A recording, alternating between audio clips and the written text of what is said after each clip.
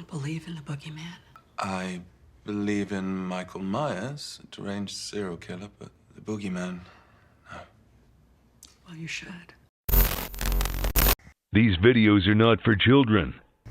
If you're a children, then piss off. Hey there, it's me, your least favorite YouTuber, Infuso. And in the past on this channel, I've talked a lot about the Halloween series. But despite what Wikitubia might have you believe, I have not actually reviewed every movie in the Halloween lineup. There are a couple entries that have gone completely unexplored by me. Until now. And now that that time of year is once again upon us, I invite you to join me in my brand new Return to Halloween series, where I take a look back at every installment that has gone overlooked by me.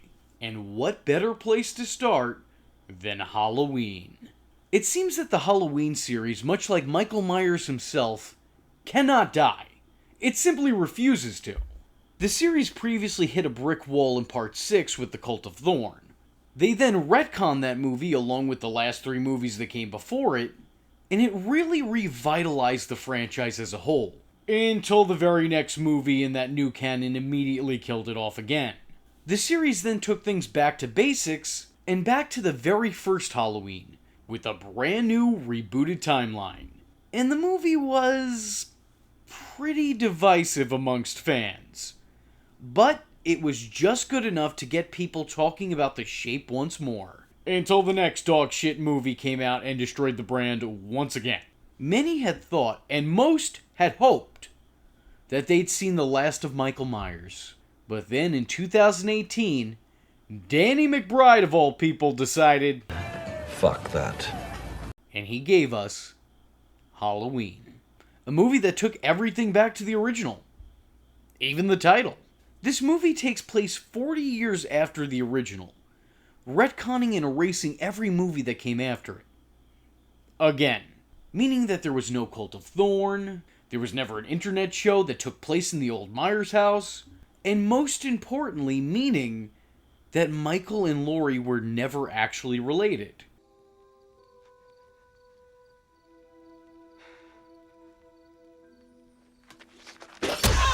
And I have mixed feelings over this. On one hand, I think it's a pretty strange choice at this stage of the game.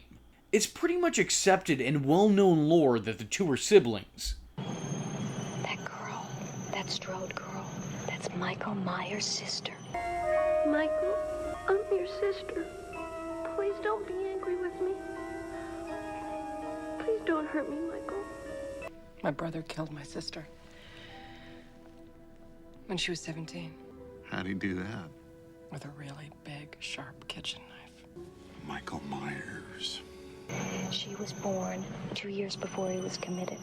2 years after, his parents died and she was adopted by the Strodes. He killed one sister 15 years ago, now he's trying to kill the other. Wasn't it her brother who, cold-blooded murdered all those teenagers? No.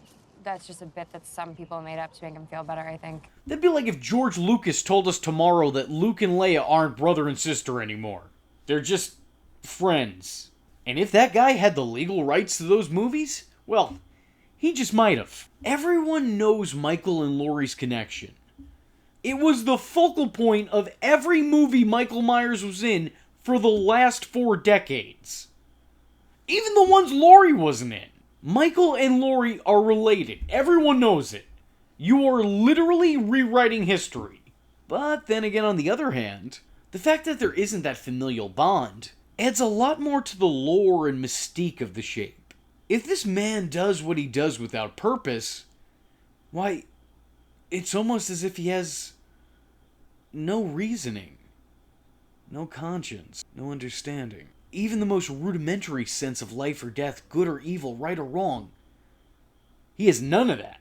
Which, as you can imagine, more accurately fits the tone of the very first Halloween.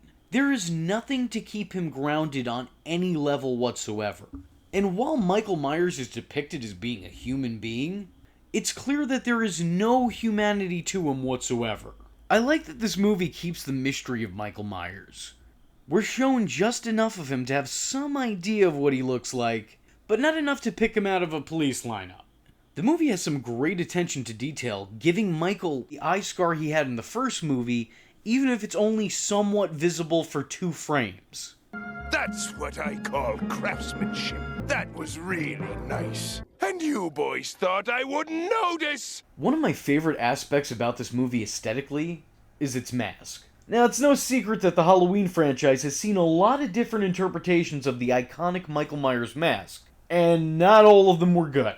I'm looking at you specifically. But in Halloween 18, they did a pretty good job of recreating the shape's classic look, while still giving it its own new identity, due to how weathered and wrecked the mask has become over the course of time. And I'm glad that they went this route as opposed to this one. Is probably a better call. The design sets itself apart from all the other Michael Myers masks, all while still being linked to the original. It's like what Rob Zombie was going for, except a lot more subtle and a lot less try-hard. The mask has a natural, scary look to it. The key words there was natural and scary. You know, it's not something that's insisting that it's frightening. Despite being a Halloween sequel, this movie does seem to have some sense of substance.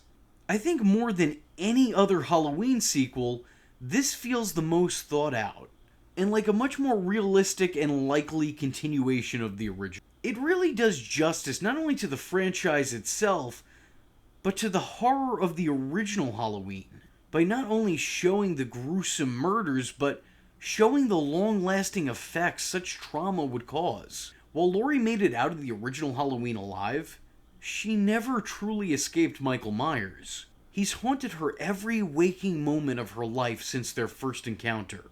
Despite him being locked away for all of these years, Laurie has also been imprisoned. She's an alcoholic who has a troubled relationship with, well, just about everybody. While Laurie isn't part of Michael's kill count, she is still absolutely one of his victims. What's the boogeyman?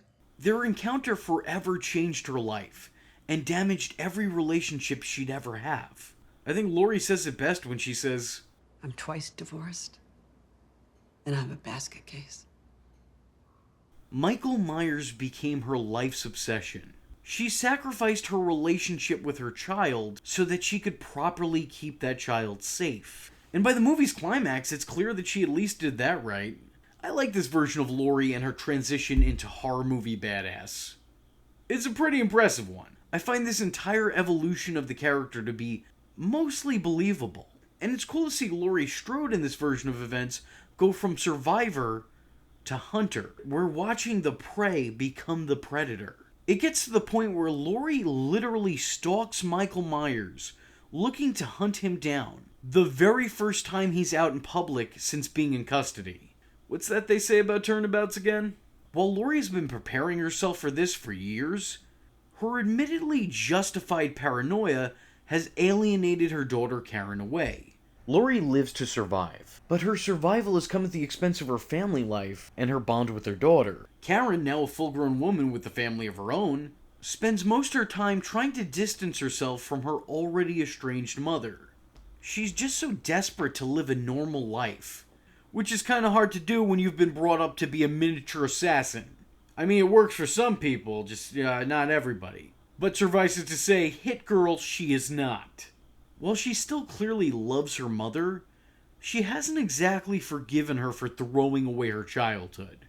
And just as Laurie was hellbent on protecting Karen from Michael, Karen is now hellbent on protecting her daughter Allison from Laurie. Meanwhile, Allison is much more sympathetic to her grandmother's experience.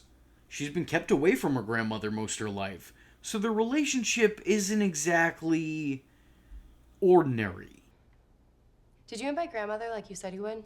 Allison really wants to have a relationship with her grandmother Laurie, and she wants to repair the damage done to her mother's relationship with Laurie. This is a whole family impacted by just one person encountering Michael Myers. When it comes to setting everything up, this movie does it in such a way that you can understand and sympathize with each of these characters. You understand their motives and actions. You understand why Laurie would want to keep her daughter safe. You understand why Karen might think that Laurie is a negative influence on Allison's life. In a weird way, you kind of want to see them all resolve this. Completely understandable. However, what I cannot understand is Laurie living in a booby trap for 40 years. it's a little bit excessive now that the kill count has been dropped significantly. And also, Michael hasn't spent all these years chasing after Laurie. Instead, he spent his time alone, rotting away and staring at white walls. Literally watching paint dry. And chip.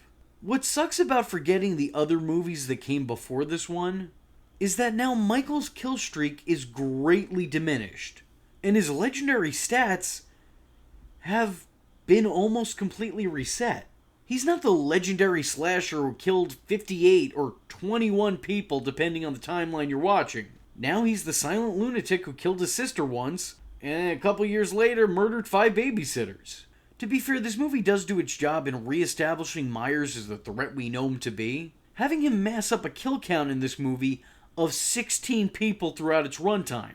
That's only one short of his greatest victim count in Halloween: The Curse of Paul Rudd. This movie does an incredible job of re-establishing both Michael Myers and Laurie Strode, and it doesn't neglect the supporting cast in doing so. This movie provides you with a bunch of characters you don't really want to see get killed, and also a couple of characters you really hope do. While you can mostly understand the characters' actions, reactions, and interactions, they can also be really unreasonable from time to time. The whole family knows Laurie has problems brought on by her closest friends being murdered, and she herself almost being murdered on Halloween. They also know that Michael Myers, her would-be murderer, is being transferred between facilities on the 40th anniversary of those crimes. But as the date's approaching, everyone's just like, hey listen you old bitch, get over it. Fuck your PTSD. It's been 40 years, ain't there a cure for that or something? You would think that they'd be a little bit more compassionate given all these circumstances. Like, she's making the effort and trying to get over her issues, while the 40th anniversary of those events are lining up with Michael being taken out of a facility for the first time since he last escaped a facility. You know, let Grandma have that extra glass of wine, alright? She deserves it. I just wouldn't be writing her off as senile just yet. Some of the characters also have horror movie stupidity, but luckily for the most part it's dulled down here. Except for this father and son duo who felt the need to step out of their cars when they saw a bus carrying inmates had crashed. If that was me, yeah, no thanks. I'm speeding right the fuck out of there. I'll eventually pull over and call 911. It's just, I'll be a few miles away by then. What I personally love about this movie is that there's a bunch of references and nods to the first film, but this movie isn't shackled to the original. Maybe you'll catch a name you'll recognize, or hear them write off one of the most famous sequels as town rumors, but it's all very subtle and natural. I'm Michael's doctor, Ranbir Sartain. You're the new Loomis. It doesn't feel like forced fan service, and these references don't do anything to take away from the story being told now. This movie is also different enough to be distinct from the original. Rather than having movies that rhyme, these are more like movies that sometimes could sound a little bit alike.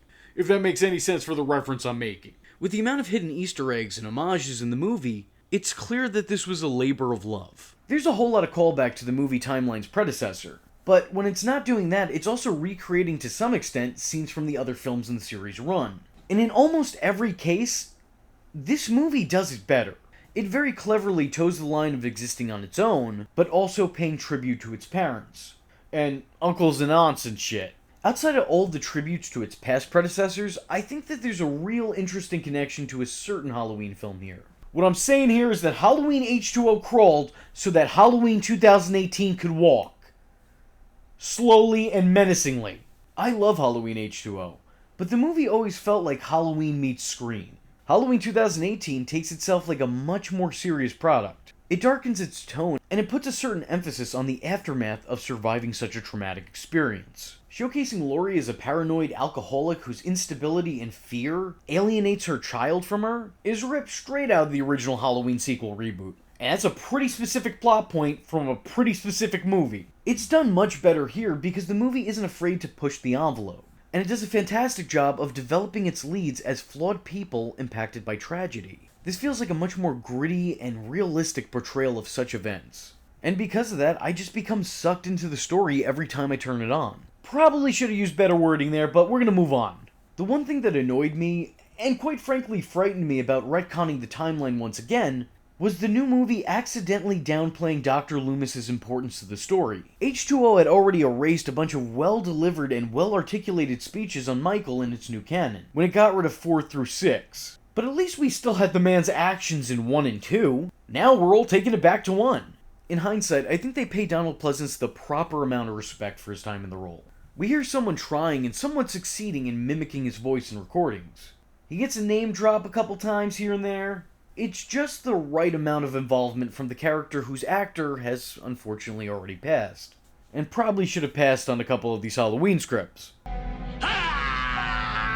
What I enjoy about this is that it's less of a nod and more of a full-on wave hello. Now let me interrupt my praise with my displeasure. Because as good as this movie is, it's not without its flaws. Some of which merit at least a comment or two. There are a couple things I decidedly don't like, and even 1 or 2 things I overall hate about this movie. I might be in the minority here, but I don't like that it's called Halloween. Like, really? Just Halloween? Haven't we done that before? Throw in a subtitle or some shit here. If this was a remake, then fair enough. But you're really gonna give us a sequel to the original and call it by the same name? You know, at least James Gunn had the good taste to throw in the word "the" when he made his sequel. I also want to say that I like the characters of Erin and Dana. They're good additions to the film. They help get things going, and because of their existence in the plot, a lot of exposition gets thrown at us early on, and it's thrown at us in a realistic manner. They're asking questions, we get answers. And because of that setup, we get caught up with everything that we've missed for the last 40 years. So yes, they are good additions to the film. What I'm not fond of, however, is them being podcasters. You know what I love about the original Halloween? It's that it's mostly timeless. The movie didn't have a reliance on things relevant at the time. You know, sometimes they'd make brief little mentions here and there, but for the most part, it survived on its own outside of time. And because of that, the movie appeals to the generational masses. This whole podcast thing is super indicative of the late 2010s going into the 2020s, where everyone and their mother has a podcast. It feels like it's in the same vein as Halloween Resurrection, and how they put an emphasis on the technology that was used at the time. Those types of webcam, the live streaming, it's all really horribly dated. Much more dated than something that came out 20 years before it. So yeah, I don't know. I don't love it. It distracts me from the movie just a little bit. I think you could have survived just calling them journalists, but sure, they're podcasters. And this is something I need to... This video would not be complete without me bringing this up.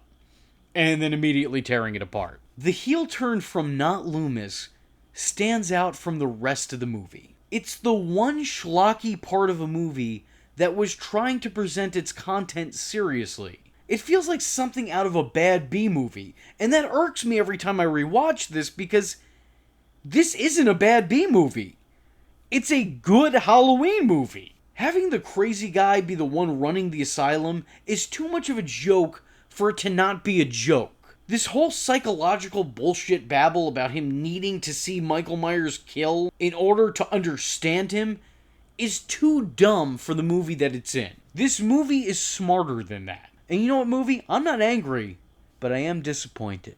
Point is, it should not be here. That is not something that should have happened in this movie. This movie is too good for that plot. I also don't like the implication that this has, because now, had it not been for his interference, Michael wouldn't have been able to escape. I don't want to think about Michael fucking Myers having an inside man. That's exactly what I hated about the curse of Michael Myers. He doesn't need a cult or some psychiatrist/fanboy busting him out of a mental institution. Let Michael do the work. It means more that way. God doesn't need anybody's help. He's a regular MGTOW. A Michael going his own way. So please go yours and stay in your own damn lane. But hey, apparently I'm not alone in this train of thought, because Michael immediately gets rid of him right quick. As he should. One more thing that drives me crazy here. Y'all really needed to visit the Judith Myers gravesite so these two internet personalities could record their audio-only podcast? What sense does that make? I can right now say, hey there, it's me, your least favorite YouTuber, Infuso, currently recording from fucking Venus. And who would know any better? You can't see me. It was unnecessary. Don't even get me started with how they were able to get the actual mask from the Michael Myers murders. That belongs in a museum! But all the demerits this movie has against it are lost in a sea of gold stars. This is the Halloween sequel I never asked for, but I'm sure glad I got. Oh, and spoiler alert, by far the best scene in the movie right here. I'm sorry, I can't do it! Gotcha. Happy Halloween, Michael.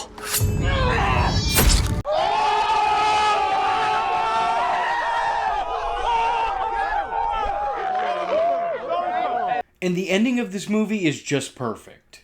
Disney, I hope you're taking notes, because this is the real type of Home Alone reboot we want to see. Side note though, this movie was definitely saved in editing. I've watched the deleted scenes, and never before have I thought more, thank God these were deleted. It was a good call, because they would have done more to take away from the final product, rather than adding anything to it. Each one of these just comes off as a little bit too goofy or otherwise unnecessary. Do you ever wear ladies' underwear?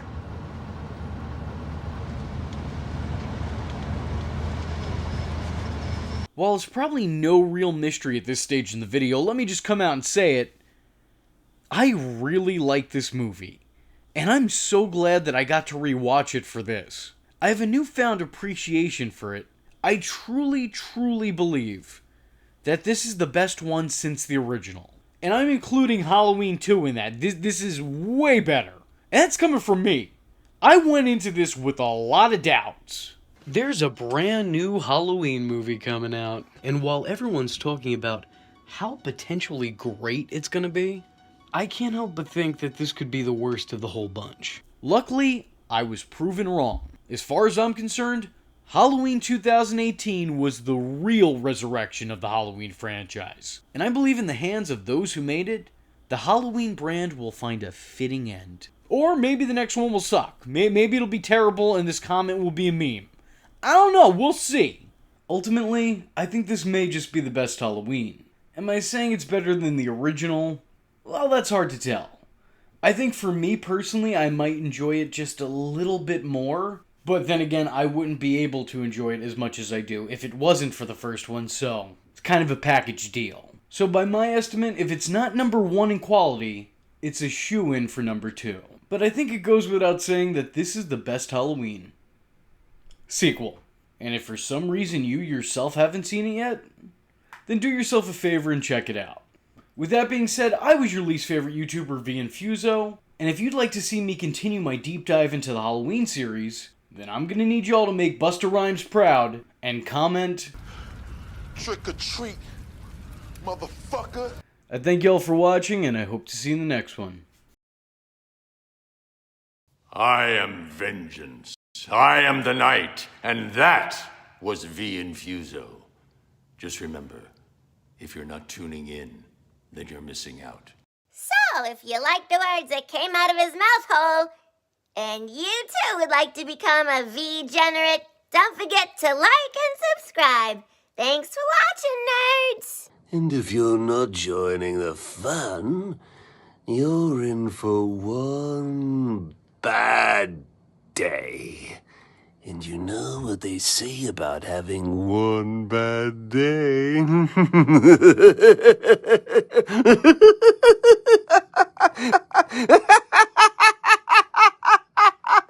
Catch him next time.